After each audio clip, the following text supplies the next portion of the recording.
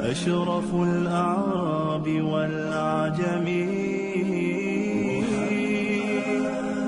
خير من يمشي على قدمه باسط المعروف جامعة سيدنا محمد وعلى آله وصحبه ومن اهتدى بهديه واستنى بسنته إلى يوم الدين. ثم أما بعد، السلام عليكم ورحمة الله تعالى وبركاته. نستكمل نشاطنا هذا، وكنا توقفنا في شرح المنظومة البيرونية للبيت السابق الذي يتكلم عن مدرجات الحديث. ننتقل الآن إلى البيت 27 حيث يقول المصنف رحمه الله: وما روى كل قرين عن أخي مدبج فاعرفه حقا وانتخي.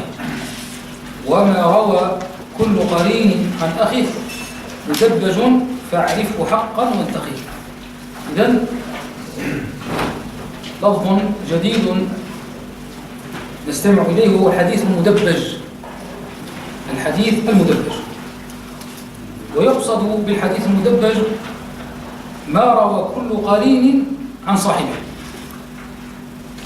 أي أن يروي الراوي عن زميله وهم الذين يشتركون في زمن واحد وفي أستاذ واحد، ويشتركون في الرواية عن شيخ فيسمون أقران، مثل أحمد بن حنبل ويحيى بن معين.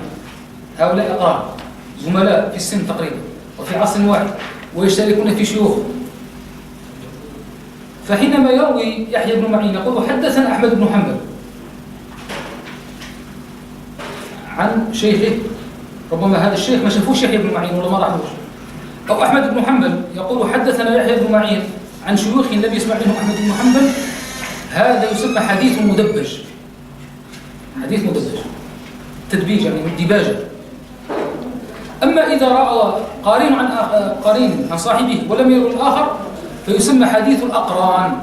يسمى حديث الأقران. فمثلا إذا روى يحيى بن معين عن أحمد وأحمد لم يروي عن يحيى بن معين، هذا حديث يسمى حديث الأقران، يعني متعاصرين في الزمن متقاربين في السن، وربما يعني قرأ على شيوخ نفس الشيوخ، فإذا روى أحد عن الآخر وروى الآخر عن الأول فيسمى حديث مدبج.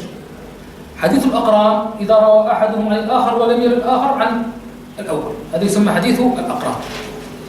مفهوم هذا الحديث مدبج؟ ويروي واحد على واحد في السن وفي معناها ومش شيخ بعضهم بعض. إذن ننتقل. نعم، هذا مش دخل ضعيف، لا هذا شرطة في الاصطلاح مصطلح، ما عندهاش علاقة بالضعيف ولا لأن الضعيف ولا الصحيح دائما نشوفوا على الشروط، ما عندهاش إلا. ثم يقول المصنف: كاين بعض الحالات كما الإمام مالك رحمه الله روى شيوخه عنه، مش أقرانه، شيوخه. ومن أعظم شيوخه ابن شهاب الزهري رحمه الله. ابن شهاب الزهري روى عن مالك، رغم أن مالك تلميذ ابن شهاب. ربما بعض الحالات النادرة مثل هذه، يعني من يروي الشيوخ عن تلامذتهم، لأن الإمام مالك قال: ما تصديت للفتية حتى شهد لي 70 عالما من علماء المدينة. ما قعدتش في مقام تاع الفتية حتى أجازوني 70. مش هكا في عمره كان 17 عام. لو تقدر أهلا لهذا المقام. هو الوحيد تقريبا من علماء الحديث الذي لم يرحل في طلب الحديث. سيد الإمام مالك ما خرج في طلب الحديث، وهذه ميزة له، لأن علم الحديث والرحلة متلازمان. اللي ما رحلش في طلب الحديث لأن كانوا يسيرون المسافة الطوال ويبحثون عن الشيوخ وكذا، إلا الإمام مالك له ميزة أنه مكث في المدينة، وكانت ومن يعني ميزة المدينة أن العلماء يأتون إلى المدينة فيلازمهم ويأخذ من علمهم ومن حديثهم رحمه الله. وأيضا المدينة كان فيها التابعين كثر، إن هناك 10 آلاف صحابي توفي في المدينة أو مدفون في المدينة، وهذا الصحابة كلهم تابعين، وهذا التابعين أخذ عنهم الإمام مالك رحمه الله. ولهذا نجد أن الإمام مالك جعل من أصول مذهبه عمل أهل المدينة، جعله حجة من حجج، يعني جعل القرآن الكريم وجعل حديث النبي صلى الله عليه وسلم وجعل الإجماع وجعل عمل أهل المدينة، لأن أهل المدينة ما دام فيها الصحابة وفيها التابعين إذا عملهم حجة، لأن هذا العمل اللي داروه ما جابوش من يوسف، جابوه كابر عن كابر، جابوه يعني جيل عن جيل. وبالتالي الإمام مالك حينما نقول عمل أهل المدينة، ولو أحيانا عمل أهل المدينة ربما تجده يخالف حديثا صحيح، فهو يقدم عمل أهل المدينة، لأن ذلك حديث صحيح رواه واحد، وعمل أهل المدينة راهم جم غفير عملوا به، ما دام عملوا به. فمثلا جاءه مرة أبا حنيفة رحمه الله يناظر في مسألة المد، يعني المد الذي يعيش به نعم حقا الشعير. فأبا حنيفة عنده ميزان، قال هو ثلثين أو ثلث، يعني وش قال له إمام المدينة؟ نادى غلامه قال الجيران قاع جيبوا لي المد اللي كان عندكم، قاع المد اللي عندكم جيبوا، كل واحد جاب مد، يعني شحال دار، يعني قريب من 100 دار جابوا المد تاعهم كاع كيف. وهذا المد والله اللي مدوا يقصوا به قالوا لنا جبتوه، قالوا ورثناه من عهد رسول الله صلى الله عليه وسلم خلاص. فأبا حنيفة خلاص ما دام كاع من عهد رسول الله حكموا به خلاص ما فيش الرأي القياس. فهنا أبا حنيفة اعترف لمالك بهذا الأمر، وبالتالي يعني عمل أهل المدينة عمل ربما يعتبر أصل من أصل المذهب المالكي. إذا قلنا المدبج هو ما يروي قرين عن قرين والعكس صحيح. حديث الأقران هو ما يروي واحد عن الآخر والآخر لا يروي عن الأول. ثم يقول المصنف رحمه الله متفق لفظا وخطا متفق وضده فيما ذكرنا المفترق. متفق لفظا وخطا متفق وضده فيما ذكرنا المفترق. طبعا هذه الأمور ما تخلعكمش المصطلحات. الآن راح نتكلم عن أسماء الرواة. أسماء الرواة الله أسماء الرواة. يقول رحمه الله متفق لفظا وخطا متفق، أي أن هناك بعض الأسماء لها نفس الاسم ونفس اسم الأب ولكن ليست نفس الشخص. هنا ربما قد يظن الظن أنها نفس الشخص. مثلا تجد في عصر واحد من اسمه إسحاق بن إبراهيم، في عصر واحد إسحاق بن إبراهيم إسحاق بن، صح ما يكونش نفس الشخص، وقد يتعاصرون في نفس الزمن، وقد يكون اسمه واسم أبيه واسم جده كيف نفس الاسم، فربما يختلط. مثل إسحاق بن إبراهيم بن يزيد، ربما كاين شحال واحد إسحاق بن إبراهيم بن يزيد، نفس الاسم ونفس الأب ونفس الجد. إذن هما متفق لفظا ولكنه مفترق كل واحد. وهنا العلماء ألفوا كتبا في هذا المجال، يعني ألفوا الأسماء والكنى. الأسماء والكنى يعني خاصة بالأسماء المتقاربة والمتشابهة وكنيتهم. إذا متفق لفظا وخطا متفق كيف في الخط وفي الاسم، ولكن مفترقون في الشخص. هذا في باب الجرح والتعديل، وهذا علم مهم. ربما تجد واحد إسحاق بن إبراهيم هو قوي وثقة، تجد الآخر إسحاق بن إبراهيم ضعيف، فيشتبه عليك الأمر وفي نفس الزمن وفي نفس فهنا ربما تقول هذا الحديث رواه إسحاق بن إبراهيم حديث صحيح. ولهذا لا يفطن لهذا العلم إلا من يعني حافظ أسماء الرواة وكانوا يحفظونهم. تلقى ربما واحد تلقاها حافظ قريب 100,000 شخص، 100,000 شخص، هو اللي يسكن وين زاد ويوناه الكنية تاعو البلد شيوخه وتلاميذته، حتى يستطيع يفرق يقول إسحاق بن إبراهيم منين؟ إسحاق بن إبراهيم في مصر، مشكل مش تاع الشام، لأن إسحاق بن إبراهيم راه فيها ضعف، إسحاق بن إبراهيم ذا فيها نشوف رحمه الله يعني باه يفرقوا باللي هذا الحديث ضعيف وهذا صحيح.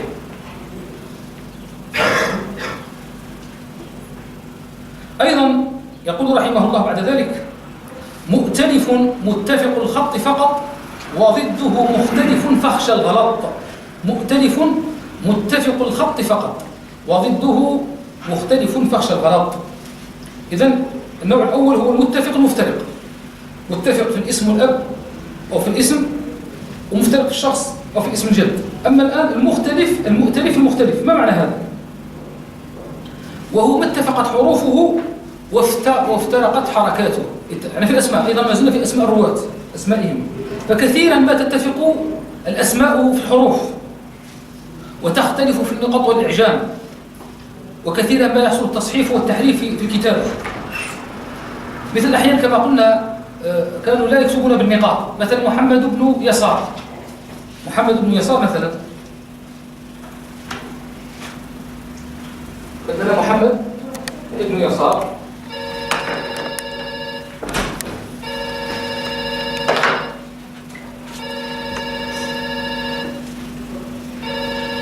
وعندنا محمد بن بشار،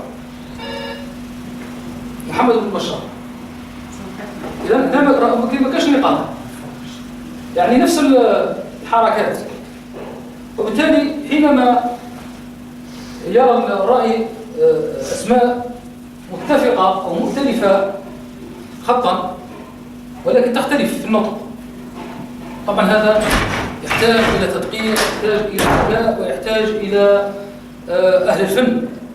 الحمد لله ذكر كاين تفريق عليه، حينما محمد بن يسار تفرق على محمد بن بشار، صح في ذاك الزمن ما كانش هذا الأمر.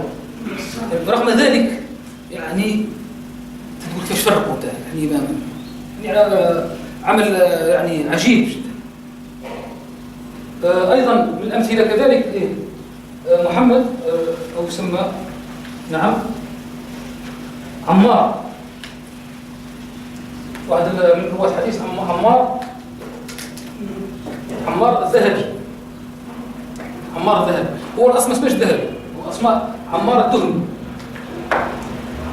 عمار الدهني. لماذا؟ لأن وقال علماء الحديث لا يوجد في الرواة عمار الذهبي أصلا، قاع ما كانش، وين تسمع عمار الذهبي قاع ما كانش، قاع الذهبي هذه ما عقبش عليه. إذن وبالتالي وبعض العلماء كاتبين ذهبي وهذا خطأ.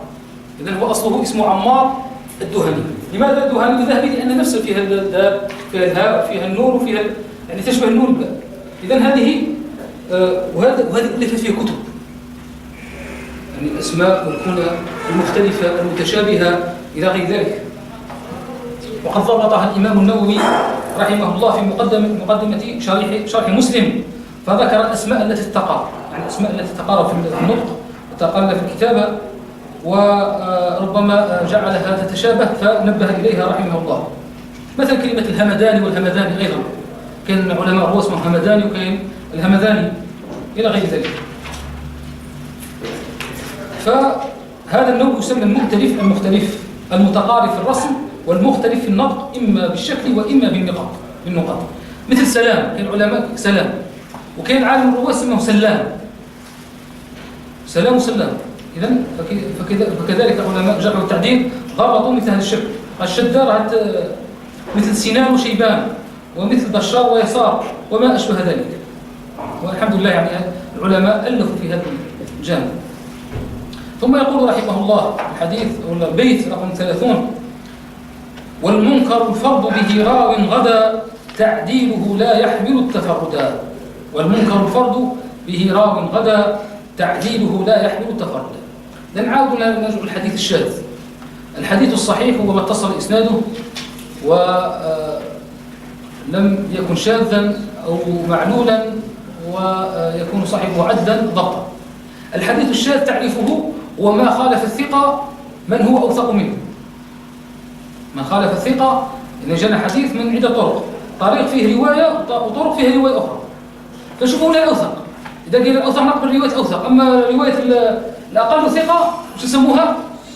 الشاذ.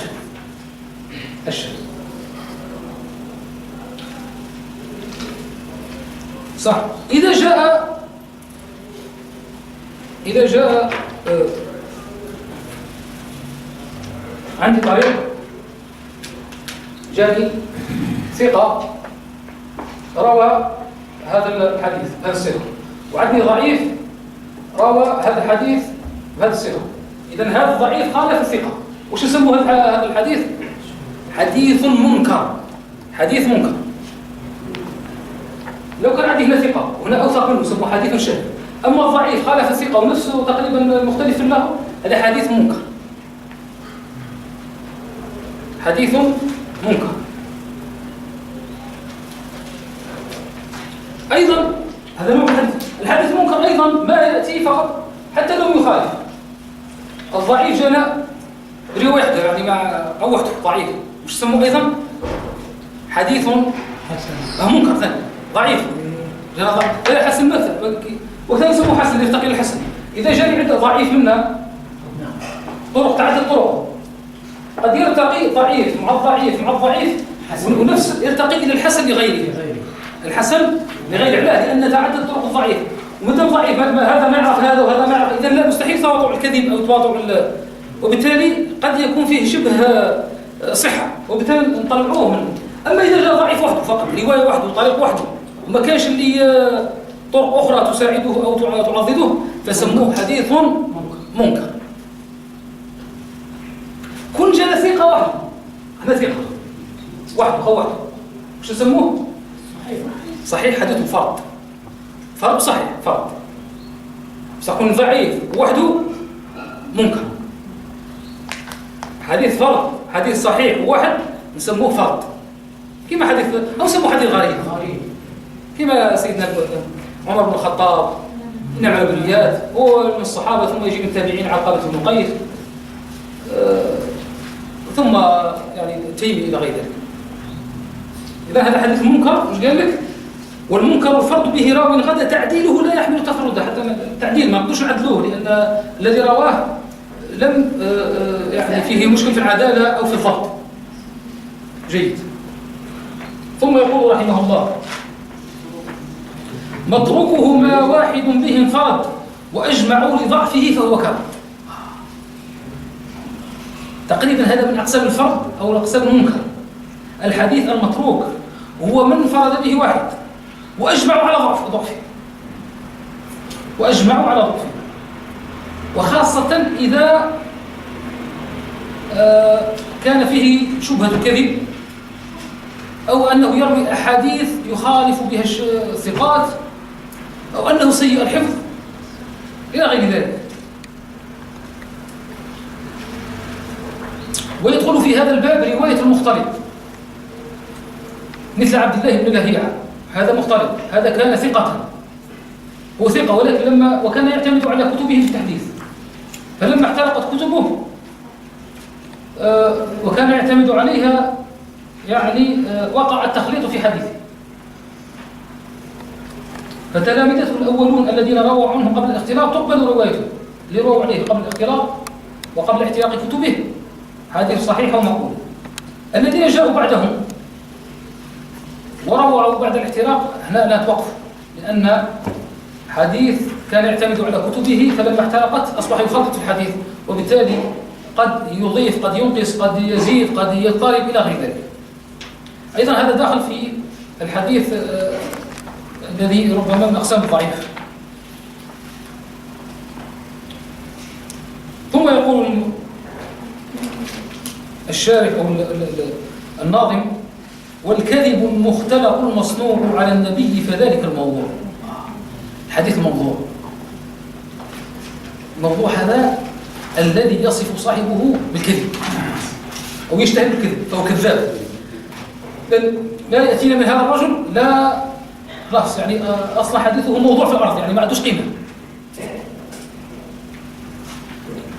وهناك أسباب كثيرة لوضع الحديث،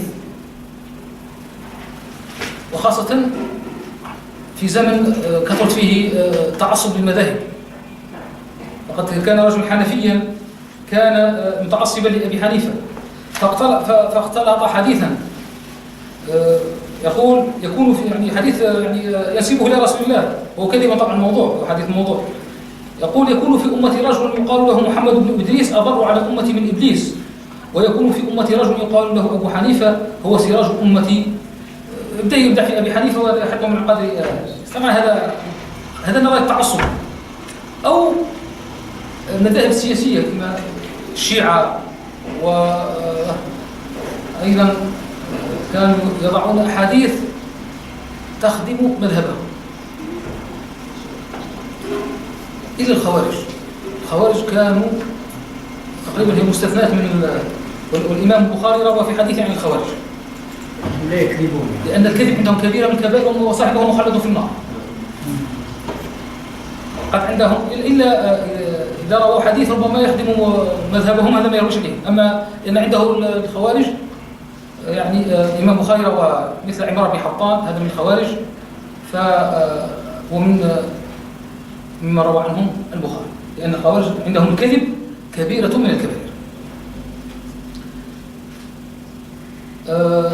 أيضا هناك بعض الناس بحسن نية أراد أن يضع أحاديث في فضائل القرآن أو في فضائل قيام الليل، فقيل له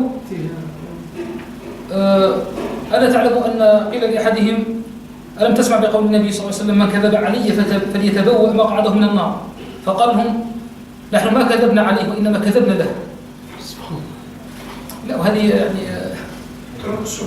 يعني تلبيس إبليس. أو مثلا بعض الذين يخدمون طرقهم أو مشايخهم فيخترقون بعض الأوراد أو بعض الأمور وينسبونها إلى رسول الله.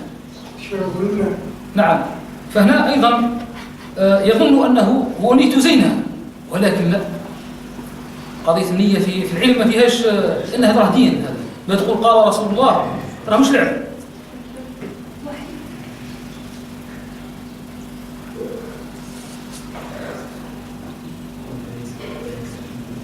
فكل من اتصف بالكذب وقال رسول الله صلى الله عليه وسلم فحديثه مباشرة موضوع، يعني موضوع في الأرض، يعني لا يلتفت إليه. وألفت كتب في ذلك. الإمام السيوطي ألف كتاب في الموضوع، إمام الجوزي رحمه الله ألف في الموضوع، إمام السخاوي ألف في الموضوع. يعني الحمد لله يعني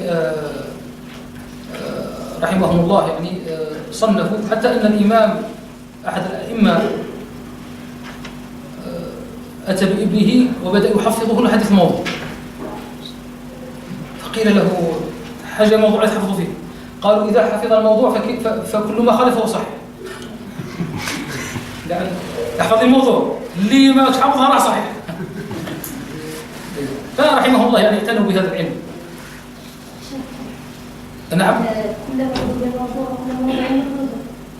نعم هو مكذوب. كل مكذوب موضوع، وكل موضوع هناك بعض الأحاديث. مثل الإمام الجوزي رحمه الله ألف في الموضوع واختلف فيه بعض العلماء. مثل حديث رانا مثلا مناسبة عاشوراء تاع حديث عن فليوسع على عياله في يوم عاشوراء، فهذا ضعفه أو قال الإمام ابن تيمية رحمه الله. أما الحافظ العراقي فقال حديث حسن.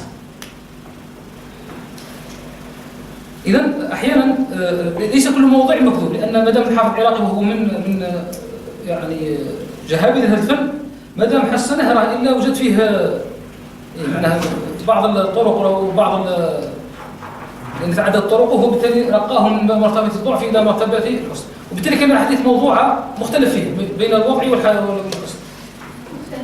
مختلف فيه بعض الأحاديث. ليس كل موضوع متفق بلا موضوع. ليس كل موضوع مكذوب. قد الإنسان يدير موضوع بالصح، ربما موضوع من هذا الطريق اللي رواه، ولكن ربما تجد طرق أخرى هو لما ربما تصله. نعم، طرق أخرى هو لم تصله، فهو وضع ضعيف وضع موضوع من الطريق، لأن رواه كذاب. بصح كانت طرق أخرى تقويه، فالذين قووه ربما وصلوا هذا الطريق فرفعوه من الضعف إلى درجة الحسن. وطبعا تقول كيفاش ما وصلوش؟ نعم، لأن ما من أحد إلا وقد عجز أن يلم بجميع حديث رسول الله صلى الله عليه وسلم. كانش اللي راه بلغ الغاية القصوى في أن يجمع جميع طرق حديث رسول الله صلى الله عليه وسلم، إلا يعني قلة قليلة. وطبعا هذا القلة قليل ليس أنهم ألفوا كتب، ربما حفظوه في صدورهم ولم ينقلوه إلينا كامل. وبالتالي يعني الأمر في غاية الصعوبة، مش سهل، لأن تنوي في أعمارهم ومع ذلك يعني ما وصلوش إلى منتهى. ثم يختم الناظم رحمه الله ويقول: وقد أتتك الجوهر المكنون سميتها منظومة البيقون، فوق 30 ب4 أتت أقسامها تمت بخير ختمت.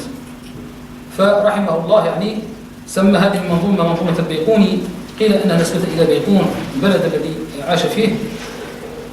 وهذه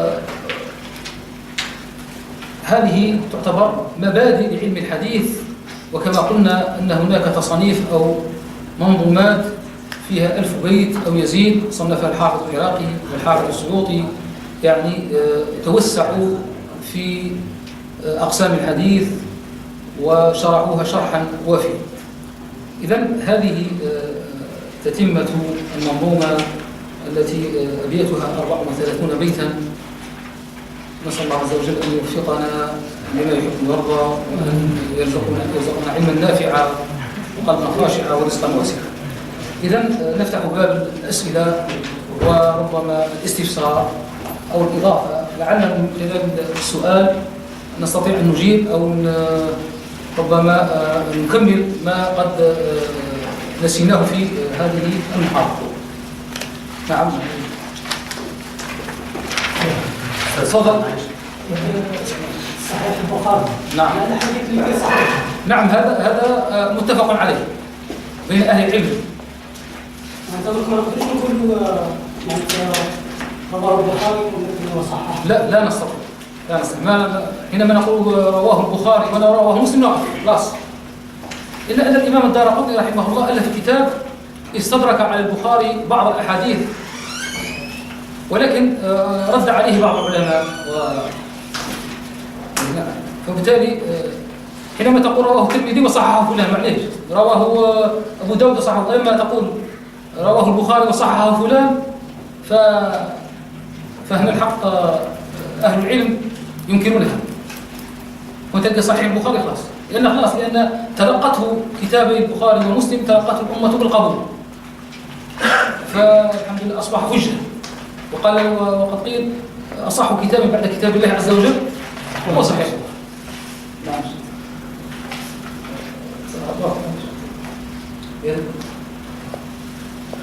أخذ أستاذ ذكرت لنا في العدة، قلنا مثال يعني قلنا العدة تكون ممكن في السند وممكن في المتن. صح، في السند يعني فهمنا في السند مثلا هذا أحد الرواة يعني مشروع عند أهل الفن أو فيه يعني فيه كلام. في المتن كيفاش تكون العلة؟ العلة في المتن قد تكون طبعا هناك كما قلنا ليس كل ما فيه علة يصرح صاحبه بالعلة. أحيانا يقول لك أنا لا أقبل هذا الحديث يسكت رغم أن ظاهر الصحة، وبعضه يصرح. قد يكون هذا الحديث فيه علة أنه مدرج، يقول ليس هذا من كلامي كما ذكرنا المدرج، مثلا كلام أبا هريرة والله كلام هذا ليس من كلام النبي صلى الله عليه وسلم، وفيه في جزء من كلام النبي صلى الله عليه وسلم. مثال أسبغ الوضوء ويل العقاب من النار، حديث صحيح وحديث، ولكن أصحاب العلم قالت لا، أسبغ الوضوء هذه ليست من هذه الزيادة، طبعا هذه من الفقه، رغم أنها ما يضرش بالحديث، ما يضرش، لأن أصلا ويل العقاب يدخل في باب الوضوء، صح لا، هذه الكلمة زيادة مدرجة وفيها علة. بصح كاين أحاديث أخرى ربما ذكرها أهل العلم في كتبهم مثل علل دارقطني وعلل علي بن المديني، ذكروا بعض الأمثلة ربما تجدها إن شاء الله في طبعا هذه الكتب الحق ماهيش متداولة بيننا لأنها متداولة بين أهل الاختصاص. إذا العلة دائما علة تكون خفية ما هيش ظاهرة. نعم شيخ عباس نشوفوا بعضنا. نعم، حيث مش جزيل